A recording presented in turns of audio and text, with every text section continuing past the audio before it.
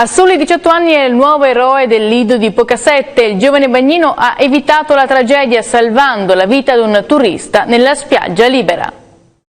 Non ci ha pensato un attimo, è corso a prendere il defibrillatore e gli ha salvato la vita anche se non era la sua spiaggia di competenza. Protagonista di questa storia di eroismo è un bagnino di soli 18 anni, Andrea Fattorini. Il giovane eroe da 2 stagioni lavora per la Guardian Servizi in uno stabilimento del Lido di Pocassette a Porto Tolle ed è proprio qui che si è sfiorata la tragedia. Un turista nella spiaggia libera si sente male e si accascia a terra. Fattorini reagisce immediatamente e corre in soccorso, attimi cruciali che hanno salvato una vita. Ho visto subito che il signore non aveva dei forti dolori al torace, la moglie mi ha detto che da tempo soffriva.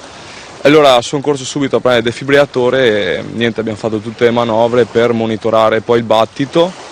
Per fortuna non ha mai perso conoscenza. Sulla spiaggia è poi arrivato l'elio di soccorso che ha trasferito l'uomo a Rovigo, un pensionato di 65 anni. Ma a dargli speranza sono state le gesta del ragazzo, una vera fortuna per lui. È solo da quest'anno infatti che è garantito il servizio di salvamento 7 giorni su 7, oltre 70 giornate di guardia spiaggia in più rispetto al 2018. E poi lo stabilimento attrezzato con il defibrillatore. La nostra ditta Guardian Servizi ci offre questa opportunità di essere comunque attrezzati a 360 gradi per quanto riguarda defibrillatore e somministrazione di ossigeno.